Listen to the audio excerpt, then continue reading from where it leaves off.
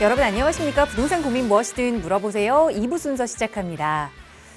최근 한 여론조사에서 56%, 그러니까 절반이 넘는 수치가 현 정부가 부동산 정책을 잘못하고 있다라고 대답을 했습니다. 곧 발표될 이 세제 개편안이 민심의 분수령이 될 것으로 예상하는 분들이 많이 있는데요. 어떤 내용이 담길 것인지 또 어떤 내용이 발표될 것인지 저희 빠르게 방송 시간 통해서 여러분께 전달해 드릴 예정이니까요. 매일 오후 이 시간 저희와 함께 하시면서 그 흐름 놓치지 마시고 언제든 고민 있으시다면 또 전문가의 도움 필요하시다면 연락 주세요. 나가고 있는 무료 상담 전화 02-2638-3972번으로 함께 할 거고요. 문자 편하시다면 유료 100원의 상담 문자 샵 3989번도 이용하실 수 있습니다. 자, 그럼 오늘 준비한 2부 순서 지금 바로 출발합니다.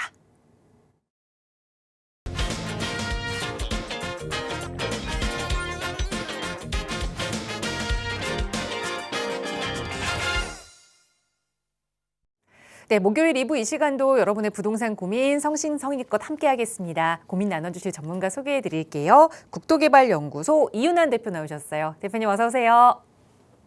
네, 반갑습니다. 전국에 계신 시청자 여러분. 자, 매주 목요일 2시에 찾아뵙는 이윤환입니다. 자, 날씨가 좀 많이 무더워요. 이런 그 무더위에 여러분 건강 관리 정말 잘 하시면 좋을 것 같고, 어쨌든 이 시간을 통해서 여러분 정신 건강을 위해서 여러분 부동산 갖고 있는 고민을 말끔하게 해소하는 시간이니까요. 많은 분들 전화 주셔서 여러분들 갖고 있는 부동산에 관련된 모든 고민 다 속 시원히 해결하시길 바라겠습니다. 네, 저는 추울 때 생기는 병들만 많은 줄 알았는데 정말 요즘에는 그 온열 질환으로 힘들어 하시는 분들도 많이 계시더라고요.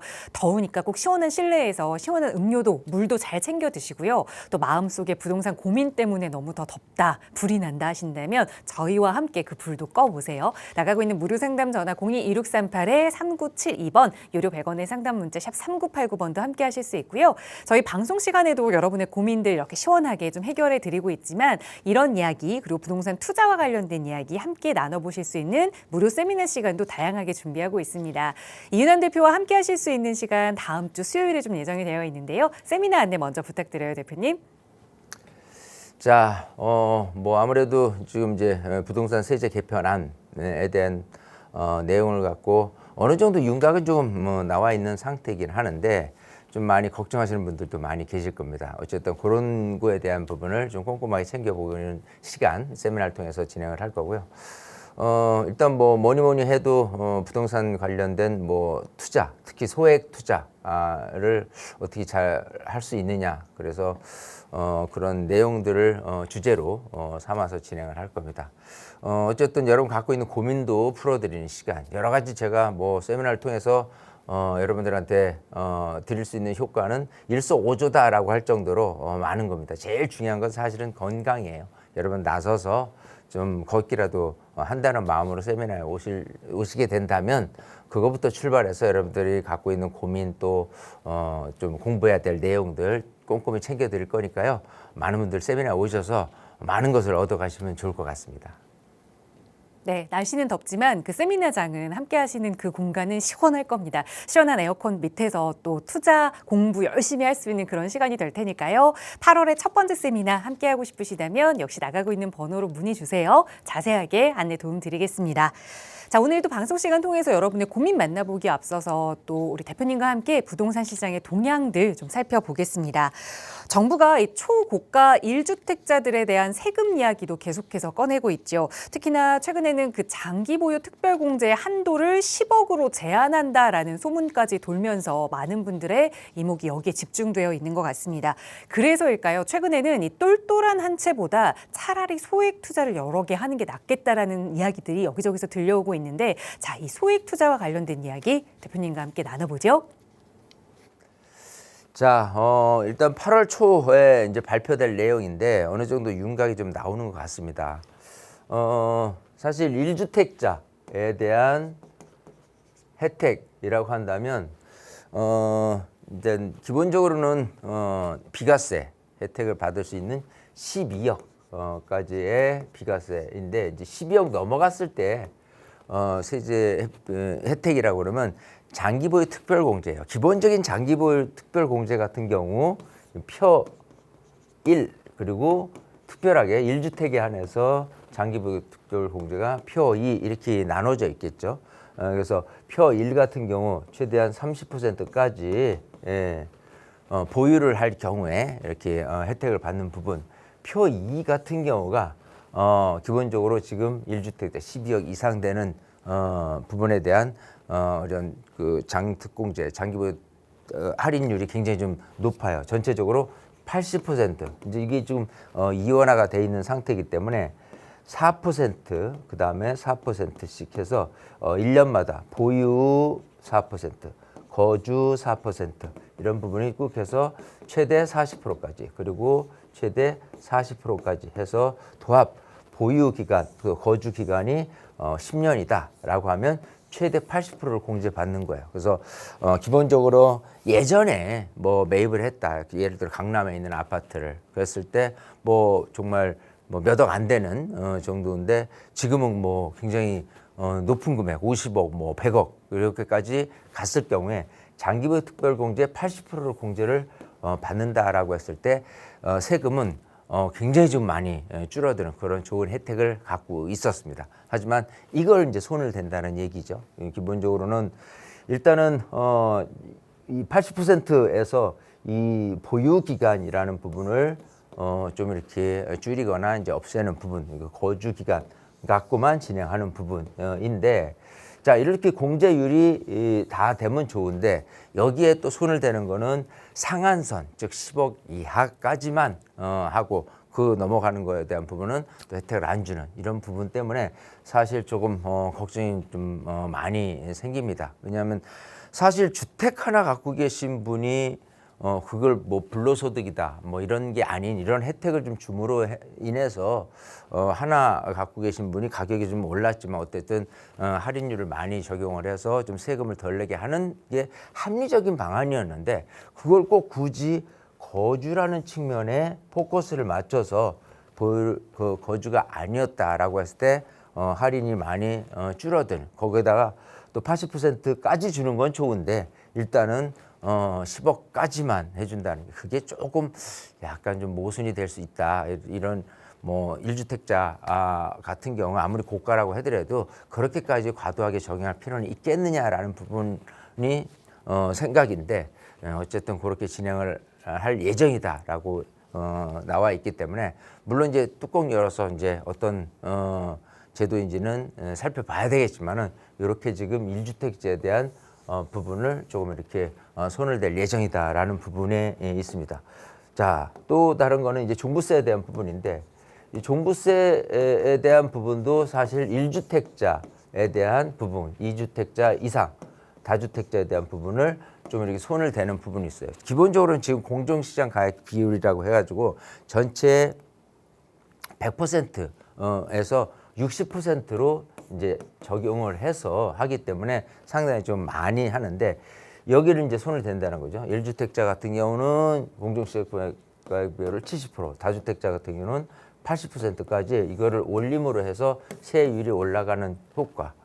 또 여기다가 물론 뭐 공제 금액 자체를 12억에서 14억으로 상한을 올린다고 손치더라도 마찬가지 비율적인 부분에 대해서 늘어나기 때문에 일단 고가에 1주택을 갖고 있나 손치더라도 종부세가 늘어나는 부분으로 지금 가닥을 잡고 있다라는 부분이 있기 때문에 좀 우려가 좀 되는 그런 부분이 있기는 합니다만은 어쨌든 이것도 뚜껑 열어봐야 아는 부분입니다. 그래서 개인적으로는 솔직히 1주택자에 대한 주택을 갖고 계신 분한테 이렇게 자꾸 종부세라든지 양도세라든지 이거를 비율을 올릴 것까지 있겠느냐라는 개인적인 생각인데 어쨌든 그것까지 손을 대는 난 된다고 이제 예상을 하는 부분이기 때문에 지난번에 부동산 공청회를 통해서 많은 국민들이 갖고 있는 생각을 열어놨는데 과연 거기에 참여한 국무총리라든지 뭐 각 장관이라든지 이런 부분에 대한 이 의견 수렴을 했으면 해야 되는데 꼭 유독 대통령의 생각만 갖고 지금 이런 세제 개편이 이어진다는 부분에 대해서 약간 좀 우려가 됩니다. 사실 민심을 받아들여서 각 뭐 국무총리라든지 각 장관들이 읽어내고 그거를 얘기를 해서 이런 부분은 이렇게 돼야 된다라고 허심탄회하게 얘기를 해야 되는데 너무 이제 대통령 눈치 보면서 이렇게 세제 개편안이 나오는 듯한 모양새라고 보여지기 때문에 약간 좀 정말 민심에 대한 반영이 돼 있는 건지 다시 한번 좀 생각해 볼 필요가 있지 않겠느냐 생각을 해봅니다. 네, 많은 전문가들이 이 세금 개편 제도에 대해서 또 우려의 목소리를 내고 있는데 과연 어떤 제도들이 발표가 될지 저희 역시 기대를 하고 있습니다. 그 내용에 담겨 있는 내용들 저희 빠르게 전해드릴 테니까 항상 저희 방송 늘 주시하시고요. 자, 그렇다면 이런 정책 또 세금과 관련된 여러 제도 개편 이런 것들이 나올 때마다 부동산 시장이 크게 출렁거리고 또 부동산 실수요자들의 마음도 좀 위축되게 마련인데 부동산은 과거의 흐름에서 사실 크게 벗어나지 않는 흐름을 이어가고 있는 것 같습니다. 2000년 이후에 우리나라 부동산 시장이 어떻게 변화해 왔는지 그 과거에서 또 미래를 배워나갈 수 있겠죠. 그 흐름들을 이윤환 박사와 함께 좀 살펴보도록 할게요. 대표님 전해주세요. 자, 2000년 이후에 이제 아파트 시장에 대한 변천사를 이제 한번 읽어볼 텐데, 2000년 늘 아마 기본으로 생각하고 아파트 가격을 논하는 게 맞지 않겠느냐 생각을 해요. 왜냐하면 기본적으로 이전에 상황에서 1997년 맞이한 IMF 구제 금융을 받았을 때 상황은 굉장히 좀 심각했죠. 나라 전체가 경제 위기인 상황에서 부동산 가격은 그야말로 논할 가치가 없었던 시절. 그 이전만 하더라도 부동산 가격에 대한 부분은 그다지 큰 화두가 되지 않았었던. 물론 이제 강남 개발에 대한 부분에 70년대, 80년대 올라오면서 굉장히 좀 일부 강남을 중심으로 해서 뭐 투기다 뭐다 이렇게 많이 저기 됐었지만 그냥 일반적인 아파트라는 어떤 가격 추이를 봤을 때 그 이전 모습은 그다지 크게 주목할 만한 내용은 아니었다. 자, 그 이후로 살펴볼 상황이 됐는데 일단은 IMF를 극복하는 과정 속에서 이제 2000년을 맞이를 합니다. 자, 2000년 맞이하면서 2002년도 자, 일단은 기본적으로 이 대선 대통령이 누가 됐느냐에 대한 부분도 굉장히 좀 지대한 영향을 끼치게 된 계기가 여기서 마련됐다라고 보면 될 것 같아요. 자, 2002년도에 소위 대통령으로 당선된 노무현 대통령. 예.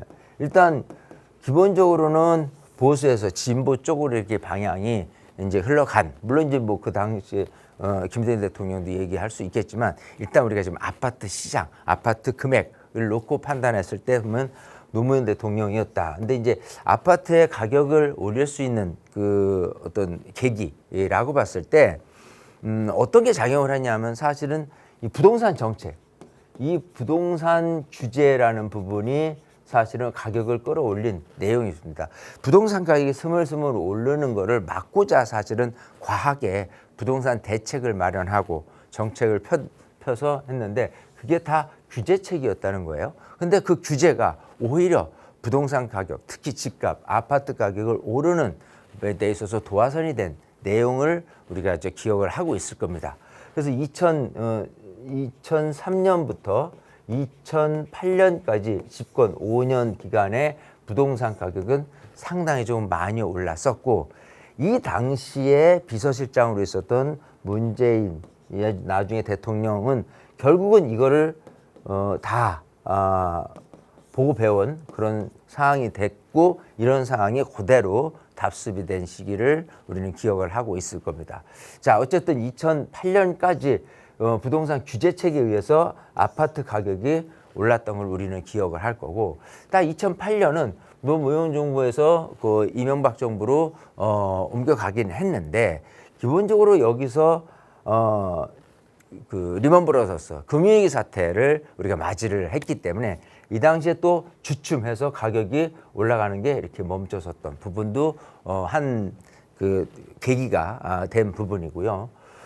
그리고 이제 또 이제 진보에서 다시 이제 보수로 넘어간 부분. 보수 같은 경우는 기본적으로 부동산 규제책보다는 완화책을 썼던 내용입니다. 완화책을 쓰면서 부동산, 특히 아파트 집값이 조금 이렇게 하향 안정세로 지나온 모습, 2008년에서 2013년까지 이런 모습이 연결이 됐었다 하는 거고, 일단 2013년에 또 다시 박근혜, 요 당시가 MB에서 박근혜 대통령이 당선이 되면서 꾸준히 그 기조가 이어졌습니다. 그런데 일단은 일단 그 임기를 다 못 채우고 2017년까지 진행이 됐었고, 2017년에 당시 문재인 대통령, 비서실장이었던 문재인 대통령이 대통령이 되고 나서 다시 규제책을 꺼내들었어요.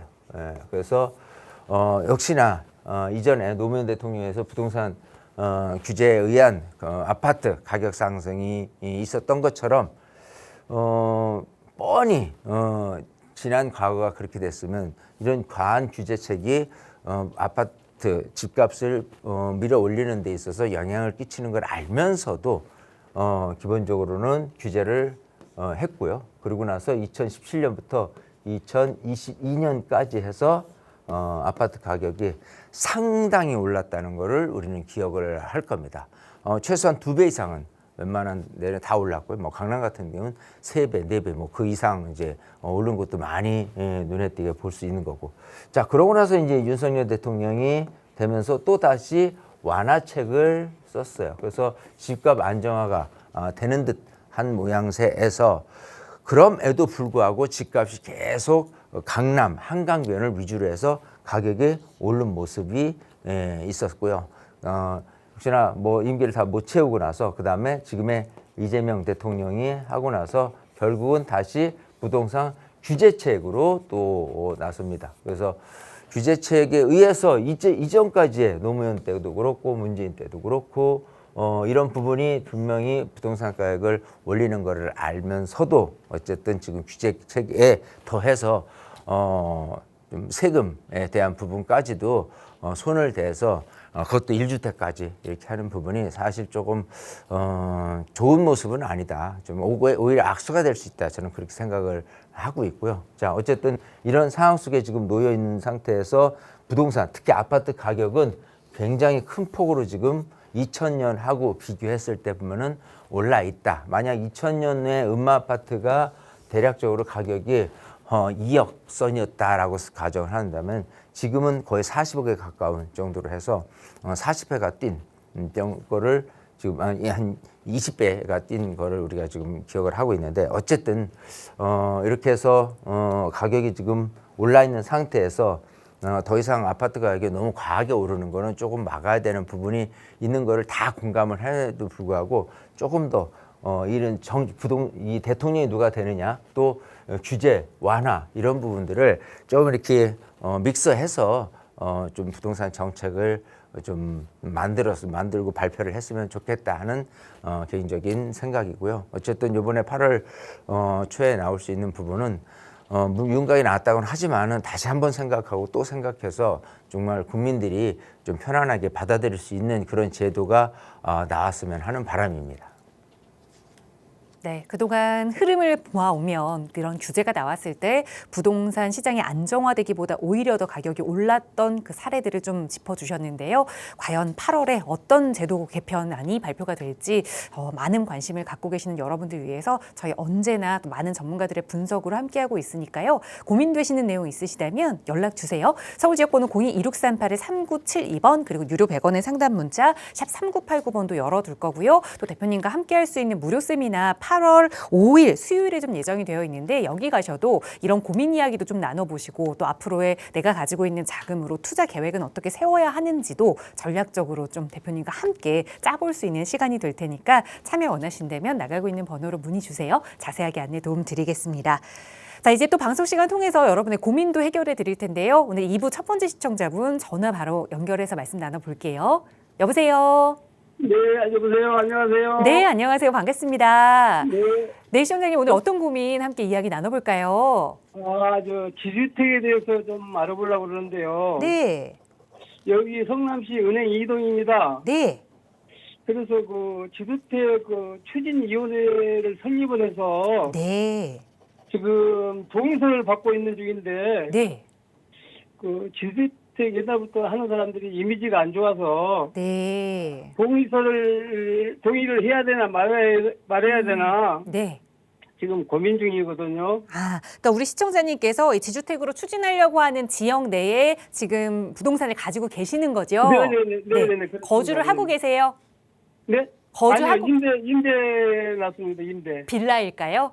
네네네. 알겠습니다. 그러니까 성남시 은행 2동에 다세대 주택을 지금 임대 주고 계시는데 여기 이제 네. 지주택이 들어온다고 하니 이거를 내 소유자 입장에선 찬성을 해야 하는지 아니면 반대를 해야 하는지 네네네. 전문가의 의견 들어볼게요. 인사 나눠보세요. 네. 네, 반갑습니다. 네, 안녕하세요. 안녕하세요. 반갑습니다. 네네. 자, 성남에 지금 은행 2동에 네네. 빌라를 소유하고 있는데 지금 이제 지역주택조합을 결성을 한다고 해요. 네네. 그래서 그걸 반대를 할지 찬성을 할지잖아요. 네네네. 솔직히 우선 결론부터 말씀드리면은 저는 반대하는 게 맞다 생각을 해요. 아, 네네네. 자, 이제 지역주택조합이라는 게 좋은 뜻에서 생겨난 거는 맞아요. 그건 뭐냐면 네. 여기 있는 지역 주민이 아닌 외부에서 네네. 여기를 그 땅을 사들여 들어와서 여기 아파트를 짓겠다는 그냥 개념이거든요. 네네네. 자, 근데 이제 외부의 이제 지역주택조합원을 모집을 해요. 여긴 모집이 잘 됩니다. 왜냐하면 일단 은행동에 이런 아파트의 시세나 이런 거를 가늠했을 때 굉장히 뭐 시세보다도 오히려 저렴하고 여러 가지 장점이 있다는 부분에서 네네. 이 조합원 모집은 잘 되거든요. 네. 근데 이제 이 조합원 모집이 돼서 여기를 어떻게 들어가냐 하면은 여기가 네. 지금 은행 주공 아파트 근처잖아요. 바로 밑에입니다. 예, 바로 밑에 있는 주거 지역인데 네네. 자, 이 주거 지역의 땅을 매입을 하는 거예요. 네네. 물론 일부는 여기 있는 계신 분들에서 1주택자 한해서는 조합원이 될 수 있는 자격이 또 부여가 되기 때문에 이거를 네. 많이 유도를 또 하는 부분은 있어요. 네. 하지만 그거 거두절미하고 그걸 떠나서 여기 있는 주택들을 매입을 해야 되는데 네네. 이 매입하는 분의 95%가 동의를 해야 되는 거고 아, 예, 나머지 동의 안 하겠다라고 하는 5%는 사들일 수가 있어요. 예, 근데 95%라는 말이 95%지 거의 다 나는 팔 거야라고 이렇게 얘기를 해야 될 상황이거든요. 네네. 예, 근데 지금 이제 초기 단계에서 지금 이제 이렇게 방송을 통해서 연락 주신 것도 많은 분들이 굳이 이제 지역주택조합의 이미지도 그렇고 네, 또 네, 성공 사례도 별로 없다라는 것에서 다들 고민을 하고 계실 건데 물론 네. 일부는 나는 팔고 나갔으면 좋겠어라는 일부의 극소수가 있는데도 불구하고 대부분 네. 다수 분들은 안 하려고 안 팔려고 할 거예요. 네네. 예, 그리고 전국적으로는 이게 정말 파시는 분들이 늘어서 여기까지 도달을 하면은 90%에서 95% 사이에 5% 있는 분들 같은 경우는요, 최종적으로는 결국은 기존에 있는 금액으로 사들인 게 아니라 더 비싼 가격을 주고 사들일 수밖에 없는 상황이 생겨요. 네네. 그래서 초기부터 이걸 찬성한다라고 하면은 시작부터 삐거덕될 게 뻔하고 네, 결국 우선적으로는 내가 반대를 한 상태에서 네네. 결국은 나중에 정말 뭐 굉장히 많은 땅들이 이제 팔려 나가고 내가 남아 있는 상태에서 한다 그러면 좀 더 비싼 가액으로 나는 팔 수 있기 때문에 네네. 그때 가서 상황에 맞춰서 만약 팔게 된다 손치더라도 지금은 초기 단계이기 때문에 찬성을 할 필요가 없는 거예요. 네네. 이게 지역주택조합이 특히 이제 성공하는 사례를 보면요, 예. 큰 땅을 누가 갖고 있고 부분의 일부의 사람들이 이렇게 사는 이런 곳 같은 경우는요, 지역주택 될 가능성이 굉장히 높습니다. 왜냐하면 이거 하나만 사들이고 나머지는 부분적으로 이렇게 했을 때 어떻게 보면 지역주택 성공 사례는 이런 곳에서 하는데 여기 같은 경우는 대체적으로 다 구분 세대로 많은 사람들이 거주하며 살고 있는 곳이란 말이에요. 예, 그렇습니다. 그런 상태에서 그 분들의 십시일반 누구 하나가 큰 땅을 갖고 있으면서 이렇게 진행되는 게 아니라 전부 다 작은 땅을 보유하고 있거나 다세대를 보유하고 있는 그런 분들이 95%나 5%나 되는 분들이 찬성할 가능성은 별로 없는 거예요. 예. 그렇기 때문에 이게 나중에 이제 어떤 식으로 또 변질이 돼서 좀 사업이 더 안 좋게 이렇게 돌아가냐면 지역주택조합이 들어와서 거기서 진행하는 정비업체 같은 경우는 사실은 이게 그 계속해서 유지가 될 수 있어요. 여기 있는 이 소위 조합원 같은 경우 일단 계약금을 물고 들어올 거란 말이에요. 네. 근데 이제 신탁에 있는 을 통해서 자금이 들어오니까 안전하다 이렇게 얘기는 해요. 예. 근데 사실은 정비업체 유지 비용은 써야 될 거 아니에요. 어찌됐건 뭐 어느 자금으로라도 써야 되는데 이 계약금이 그렇습니다. 네, 결국은 정비업체 유지 비용으로 들어가요. 네. 그러면 여기 계약금 들어온 것들 중에서 정비업체가 다 어느 정도 충당을 한다라고 한다면 이 조합원들 같은 경우 결국은 저 계약금을 다시 돌려받을 때 보면은 내가 뭐 1억을 계약금 냈다 그러면 돌려받는 금액은 다 썼으니까 비용 정산하고 1,000만 원 돌려받고 나갈 거면 나가라 뭐 이런 식으로까지 얘기를 해요. 그럼에도 불구하고 이탈 현상이 나오잖아요. 그러면 네. 또 다른 조합원이 또 메꿔집니다. 그래서 또 네. 이런 상태가 악순환이 돼요. 자, 네. 이렇게 돼가지고 시간이 1년, 2년, 3년 이렇게 갔어요. 그럼에도 사업이 진행되지 않는 건 결국 땅 매입 자체가 계속해서 진행이 그렇게 잘 안 되기 때문에 결국 네. 그렇게 진행이 돼 왔어요. 근데 실제로 주민들이 생각해서는 여기는 진짜 그 제대로 된 그 정비 사업으로 재개발을 하고 싶다. 지역 주택이 아니. 그러면 네. 이제 그런 그 얘기들이 또 나와요. 그러면 실질적으로 정비를 사업을 하고 싶어 하긴 하는데 여기서 초기부터 이제 머물렀던 정비 사업 업체에서 우리들이 지금 손해 보고 이렇게 나갈 수는 없으니 결국 우리가 손해를 보존하기 위해서 몇십억 단위의 금액을 요구를 하면서 그럼 우리가 나가겠다라고 얘기를 한다면 이 사람들이 나갈 리가 없겠죠. 그렇죠. 예, 그렇기 때문에 또 다른 정비 사업도 못 하게 되는 꼴이 되는 거예요. 지역주택조합이 한 번 들어오면 그 동네는 그야말로 결국은 이 제대로 된 정비 사업조차도 길을 막게 되는 그런 현상이 벌어지고 있는 게 굉장히 조금 안 좋은 상황으로 계속 꼬여요.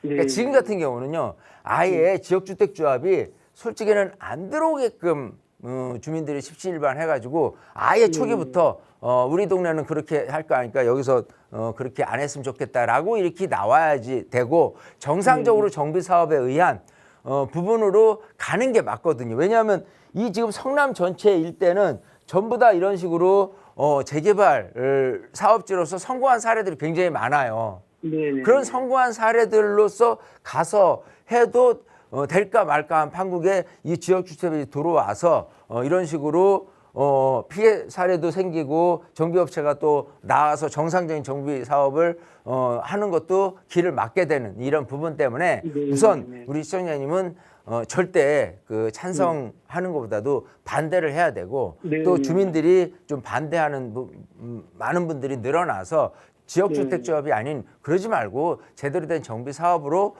좀 유도를 하는 그런 쪽으로 가는 게 바람직하지 않나 싶어요. 네. 아시겠죠? 선생님, 네, 궁금한 거 하나 있는데요. 네네네. 제가 한번 여쭤보겠습니다. 네네네.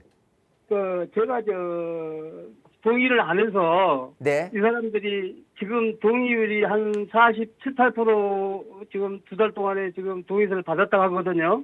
아, 그런데 그걸 다 믿을 수가 있어야죠. 그러니까 그런데 이제 예를 들어서 이 선수들 이분들이 네. 사업에 실패해서 네. 이제 나가게 되면은 네네네. 이제 비용은 누가 부담하냐 이거죠.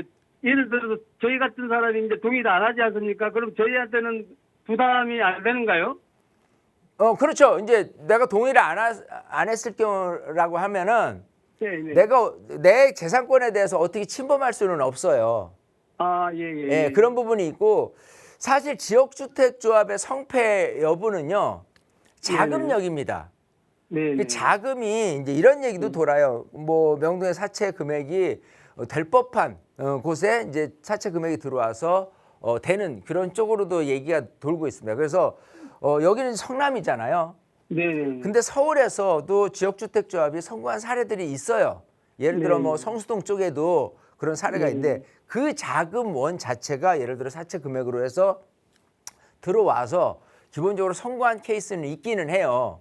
네. 근데 그런 자금이란 게 여기처럼 이렇게 될 가능성이 그렇게 있지도 않고 그럴 상황에서 자금을 막 동원해가지고 막 사들인다? 그럴 가능성은 별로 없다고 생각하는 거예요. 그러니까 예. 거기서 얘기하는 건 뭐 50% 육박한 분들이 동의를 했다. 나머지 분들이 이렇게 막 차곡차곡 했는데 조금 시간 지나 보세요. 동의가 뭐 70% 됐다, 80% 됐다 이런 식으로 또 얘기를 해요. 근데 네, 그거를 네. 100% 믿을 수는 없다는 거죠. 예, 예. 이해되시겠죠? 알겠습니다. 네. 그러니까 네, 어쨌든 네, 우리 그 시청자님의 재산권에 대해서 뭐 어떻게 할 수 있는 부분은 전혀 없으니까 그냥 네, 반대로 네.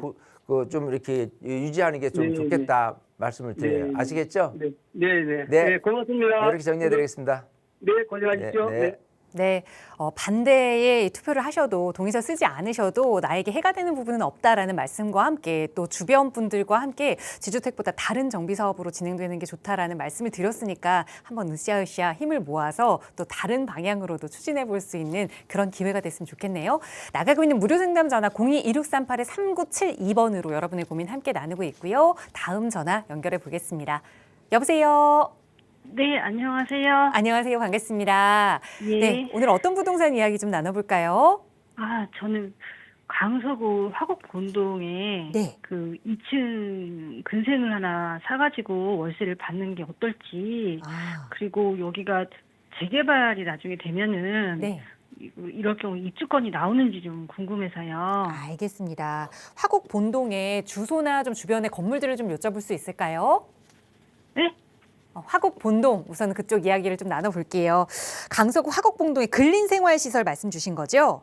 네네네. 네, 2층짜리를 매수해서 그러니까 우선은 월세를 좀 받다가 나중에 이게 재개발이 되면 내가 입주권도 좀 받을 수 있는지 그 이야기를 좀 자세히 나눠볼게요. 대표님과 인사부터 나눠보세요. 네. 네, 반갑습니다. 네, 안녕하세요. 안녕하세요. 네. 자, 지금 뭐 2층 근생이라는 이거 이제 지역은 어쨌든 화곡동이라고 하는데 네. 아마 이럴 거예요. 뭐 화곡동에 이제 빌라를 매입하기에는 좀 가격이 싸게 근생이란 거로 해서 근린생활 시설이죠. 해서 이렇게 2층짜리 월세를 주고 이렇게 생각을 하는데 일단은 가격적인 측면에서 싸기 때문에 빌라보다 맞아요. 훨씬 싸기 때문에 그런 매력이 있지 않나 생각해서 지금 궁금해서 전화 주신 것 같아요. 그죠? 네. 자, 근데 이제 이게 그래요. 주택으로 지어지느냐, 근린생활 시설로 지어졌느냐. 첫 번부터 용도로 따졌을 때 주택은 일단 갖춰야 될 것 중에서 취사가 가능하겠죠.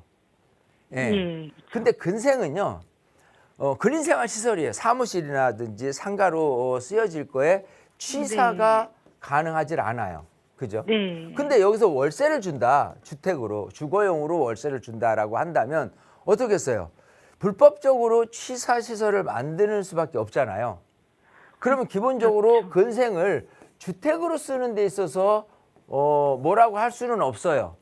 그죠? 근데 네. 주택 자체가 그냥 내가 거주만 하고 뭐 이렇게 뭐 욕실, 화장실 이용하고 하는 정도 아니라 취사라는 부분에 대해서 하고 있다. 그러면 어쨌든 불법적인 요소고 그게 적발이 된다 그러면은 기본적으로 이제 과태료부터 출발이 됩니다.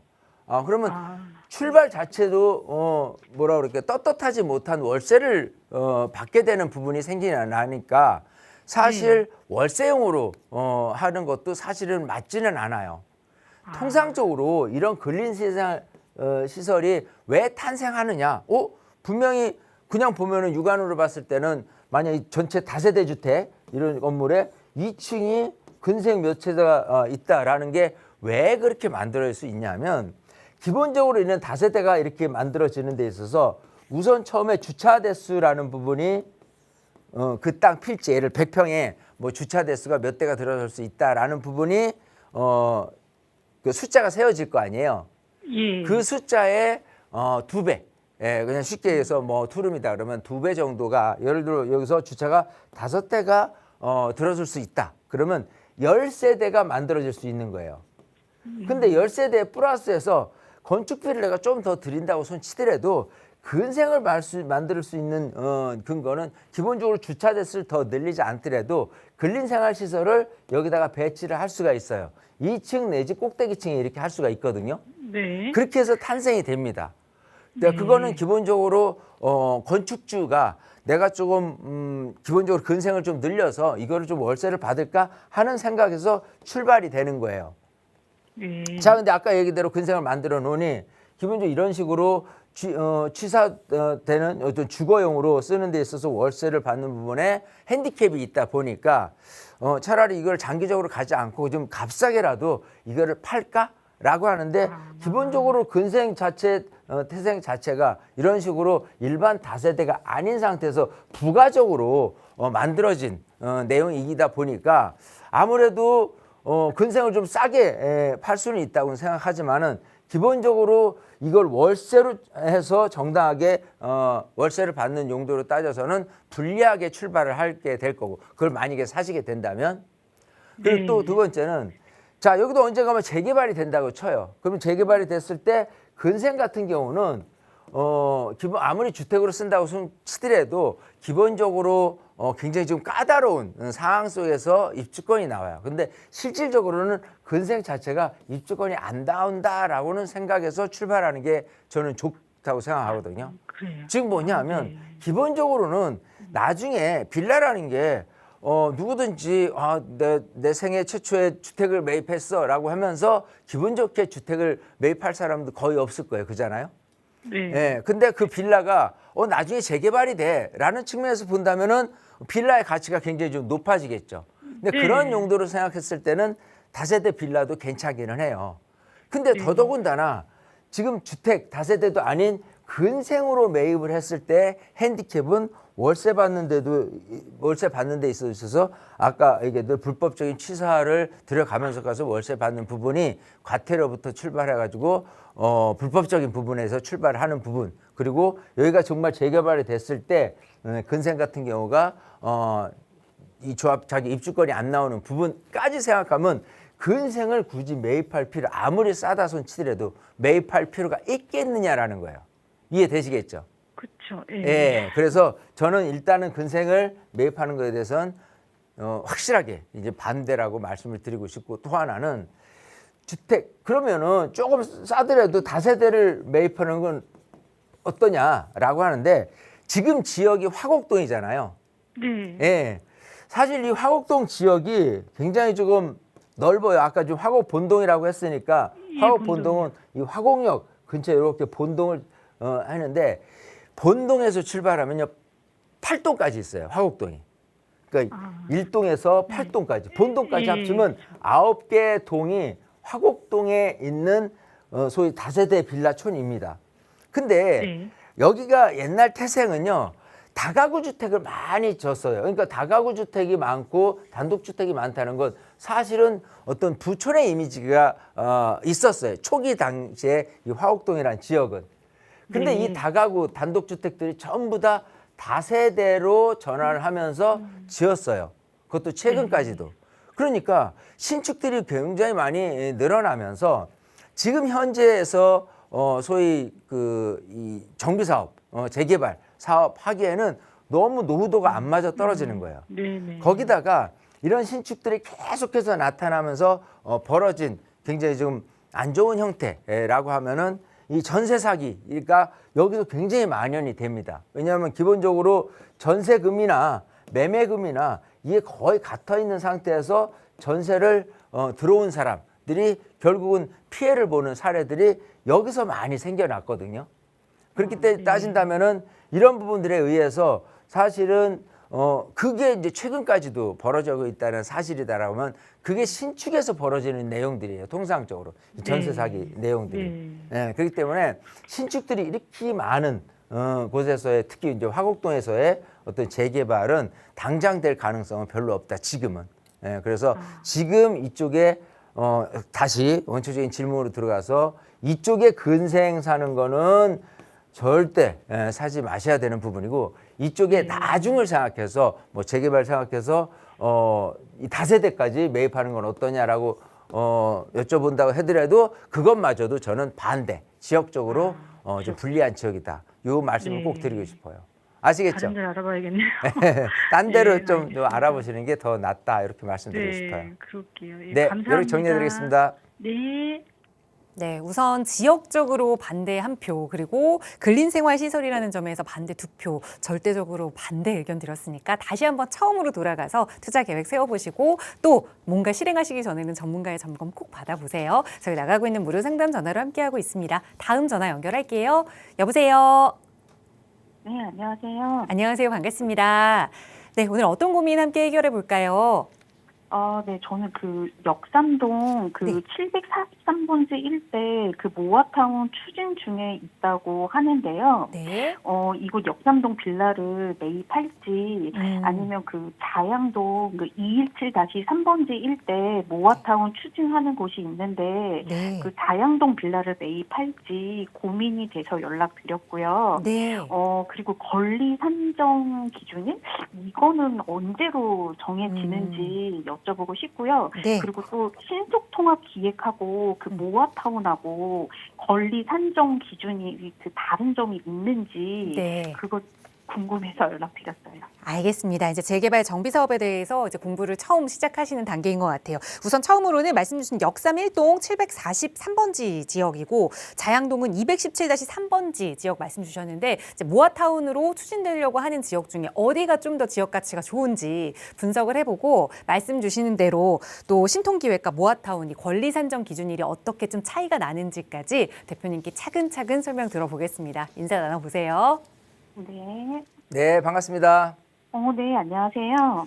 자, 우선 권리 산정 기준일은 뭐냐면 권리 산정 기준일은 이제 쪼개기가 금지되는 부분이에요. 계속해서 이제 여기 정비 사업, 재개발 사업이 진행돼야 되는데 계속해서 뭐 다세대를 진다, 쪼개기가 된다라고 하면 안 되니까 어떤 기준일을 놓고 그 이후로는 더 이상 그 조합원이 늘어나는 걸 방지하는 기준일을 권리 산정 기준일을 하는데 일단은 신속통합기획과 모아타운은 틀린 게 신속통합기획 같은 경우는 그 준공일을 기준으로 해요. 그래서 예를 들어 뭐 사업을 진행을 막 짓고 있다라고 하는데 갑자기 신속통합기획에 접수가 들어갔어요. 그러면 아직 준공이 안 난 상태에서 권리산정기일이 잡혔다 그러면 입주권이 안 나오게 되는 거예요.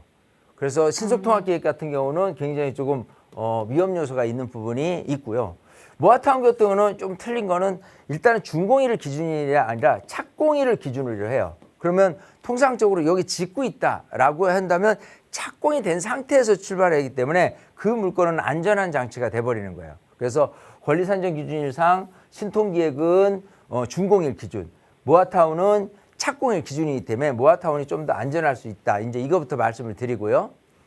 그 다음에 이제 지금 이제 아까 역삼동 쪽 이렇게 번지를 보니까 이쪽 바운더리에 모아타운을 진행하려는 부분인데 뭐 강남역, 뭐 역삼역 아래쪽에 위치하고 여기가 재개발 사업 된다고 그러면은 뭐 아파트 시세야말로 너무 비싸고 좋겠죠. 네, 근데 사업이 잘 진행될 거냐라는 부분에 대해서 어떤 부분을 염두해야 되냐면 자, 우선 동의가 잘 돼야 돼요. 동의가 잘 되려면 여러 가지 여기 안에서 소유하고 있는 분들의 부류가 다세대도 있을 것이고 단독, 다가구, 또 상가 이런 것들이 혼재 있을 텐데 다세대 갖고 있는 분들이 많아야 동의가 잘 됩니다. 상가라든지 뭐 다가구라든지 심지어 다가구 같은 경우는 월세 들어오는 비율이 강남이기 때문에 뭐 1,000만 원 이상 된다. 이분들은 절대 찬성할 리가 없겠죠.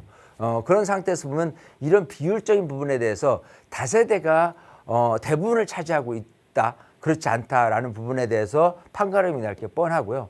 또 하나는 진입로가 굉장히 중요해요.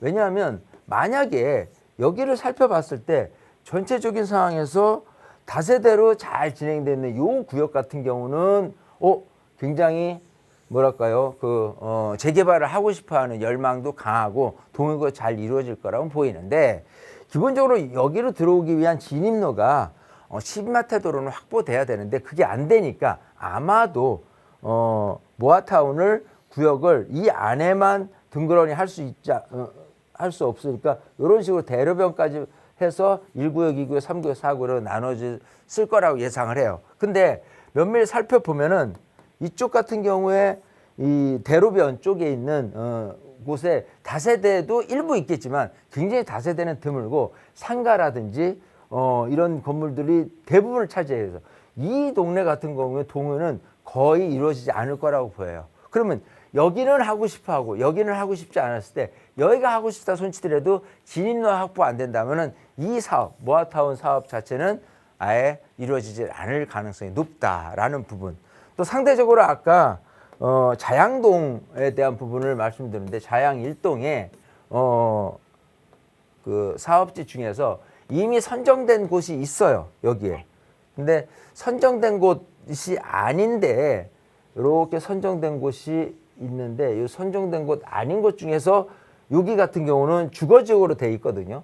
이 주거지역을 말씀을 하시는데 여기 같은 경우는 상대적으로 따졌을 때 될 가능성이 굉장히 높아요. 이유는 뭐냐면 우선 아까 얘기대로 똑같이 동의율만 본다면 여기는 거의 상가가 없습니다. 그래서 이 다세대 주택이 굉장히 좀 많고 일부 단독 다 하고 있다 손치더라도 여기 다가구 갖고 있으신 분들의 그 어떤 동의율은 굉장히 좀 의외로 높게 나와요. 이유는 뭐냐면 아까 강남 같은 경우는 다가구에서 들어오는 월세가 1,000만 원 이상 되기 때문에 이게 내가 생활적인 부분에 대해서 전부를 차지하고 있는데 이걸 내가 팔고서 아파트를 받는다?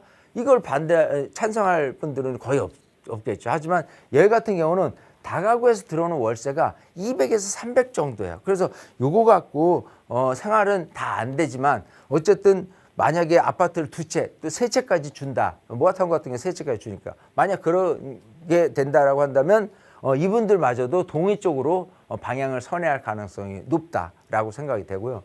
또 진입로라는 측면에서 보면은 이런 식으로 전체적으로 봤을 때 진입로가 충분히 이제 확보된 여기서 대로변에서 이렇게 확보된 상태에서 이렇게 됐을 경우라면 진입로 확보 측면에서는 굉장히 좀 유리한 고지에 있고 요게 단독으로 가로대 정비 사업이 진행된다 손치더라도 이미 기존에 이런 식으로 모아타운 구역이 돼 있는 곳 같은 거와 연계하게 된다면 결국은 모아타운 1, 2, 3, 4구역 더해서 5구역으로 편입될 가능성도 굉장히 높습니다. 그렇기 때문에 만약 하게 된다면 사업 진행은 자양동이 충분히 가능성이 높기 때문에 여기를 한번 들여다보시는 게 훨씬 낫지 않나 생각을 해요.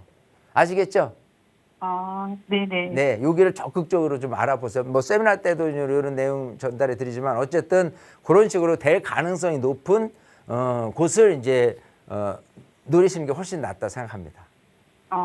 네. 이렇게 정리해 드리겠습니다. 감사합니다. 네.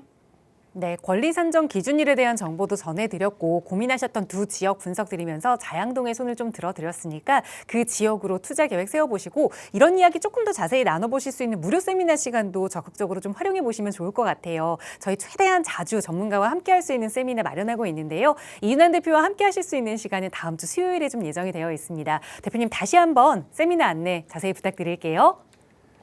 자, 이 세미나에 제가 항상 하는 얘기는 일석오조의 효과를 줄 수 있는 세미나다 이렇게 항상 말씀을 드리죠. 자, 지금 날씨가 너무 덥습니다. 예, 그래서 이 더위에 그래도 집에 안에서만 있는 게 아니라 또 에어컨 계속 쐬면요 건강에 사실 그렇게 좋지는 않아요. 그래서 바깥 공기를 쐬야 되는데 결국은 바깥 공기 하는 건 나서는 거예요. 집을 나가서 운동 걷기라도 하고 하는데 일단 세미나 오는 것 자체가 그런 여러분들 걷는 데 있어서 도움을 주는 그런 부분이고요. 자, 일단은 세미나 오셔서 강의를 듣게 되면은 기본적으로 여러분들 갖고 있는 고민 해결도 해야 될 게 있을 것 같고 그 고민 해결도 속시원히 해결지고요. 또 지금 부동산 정책 이렇게 나온다고 하니까 그 정책 흐름 방향을 좀 꼼꼼하게 챙겨서 좀 공부하는 그런 것도 필요한 거고 특히 이제 소액 투자, 특히 이제 한강변에 대한 소액 투자 많은 분들이 관심이 있어요.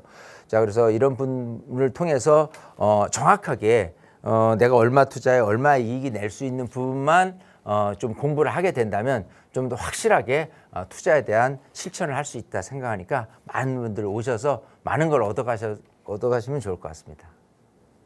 네, 저희 방송 시간 이후에도 나가고 있는 상담 전화는 계속 열어둘 테니까요. 세미나 참여 원하신다면 언제든 편하게 문의 주세요. 아울러 저희 프로그램은 여러분께 보다 다양한 정보 제공하기 위해 마련되고 있습니다. 해당 부동산의 가치나 매물 가격의 상승 하락을 보장하지는 않는다는 점 유의해 주시기 바랍니다. 자, 오늘도 더운 날씨 꼭 시원하게 보내시고요. 저희는 내일 이 시간에 다시 인사드릴게요. 시청해 주신 여러분 고맙습니다.